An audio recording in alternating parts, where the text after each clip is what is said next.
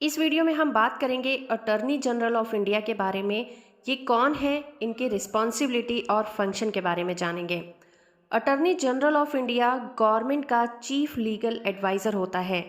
इतना ही नहीं, ये इंडिया का टॉप लॉ ऑफिसर भी होता है। कॉन्स्टिट्यूशन के आर्टिकल 76 के तहत अटॉर्नी जनरल की पोस्ट का प्रोविज़न किया गया है और इन्हें इंडिया के प्रेसिडेंट के द्वारा अपॉइंट किया जाता है। अटॉर्नी जनरल की पहली ड्यूटी गवर्नमेंट को लीगल मैटर्स में एडवाइस देना होता है और दूसरी तरह के लीगल मैटर्स जो देश में अराइज होते हैं उन मैटर्स में अपनी लीगल ओपिनियन के द्वारा अपनी ड्यूटीज़ को ये परफॉर्म करते हैं। आइए जानते हैं इनकी रिस्पॉन्सिबिलिटी और फंक्शन के बारे में। सबसे पहले तो ये लीगल एडवाइज़र होते हैं गवर्नमेंट के, जिसे हम कानूनी सलाहकार कहते हैं। अटॉर्नी जनरल भारत सरकार का प्रमुख कानूनी सलाहकार यानी कि प्रिंसिपल लीगल एडवाइज़र होता है, जो कि गवर्नमेंट को संवैधानिक मामलों में, लेजिस्लेचर मैटर्स में और दूसरे लीगल डिस्प्यूट रेज होने पर एडवाइस देता है। कोर्ट में रिप्रेजेंटेशन। अटॉर्नी जनरल का एक बहुत ही इम्पॉर्टेंट वर्क देश में इम्पॉर्टेंट केसेस में गवर्नमेंट ऑफ इंडिया को रिप्रेजेंट करना भी होता है, या फिर इंटरनेशनल मैटर्स जो होते हैं उसमें अटॉर्नी जनरल देश का प्रतिनिधित्व करता है और इसमें सुप्रीम कोर्ट और हाई कोर्ट के साथ साथ अगर ज़रूरत पड़े तो इंटरनेशनल फोरम्स में भी देश को रिप्रेजेंट करता है। जो भी संवैधानिक मुद्दे होते हैं उसमें अटॉर्नी जनरल की भागीदारी बहुत ही ज़्यादा इम्पॉर्टेंट होती है।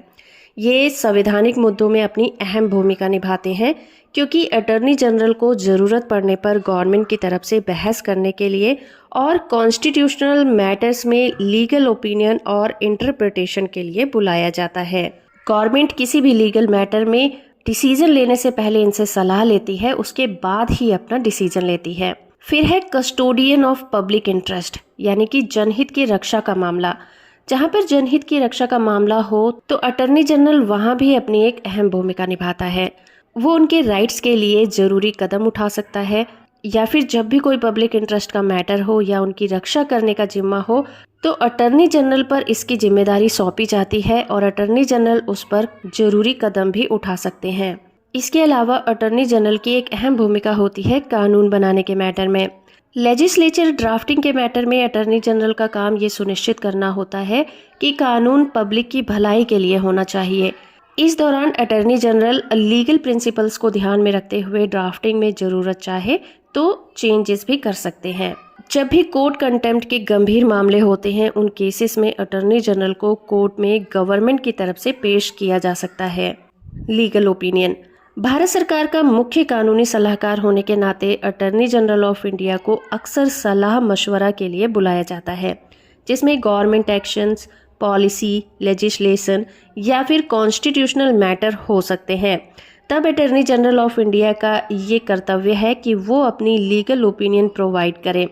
अटॉर्नी जनरल की लीगल ओपिनियन और एनालिसिस डेमोक्रेटिक सिस्टम में बैलेंस बनाने का काम करती है और ये इंश्योर करती है कि गवर्नमेंट लीगल फ्रेमवर्क में अपना काम करे और अटॉर्नी जनरल का ओपिनियन गवर्नमेंट के लिए गाइड की तरह काम करता है। तो दोस्तों, ये था अटॉर्नी जनरल के ऊपर एक छोटा सा वीडियो।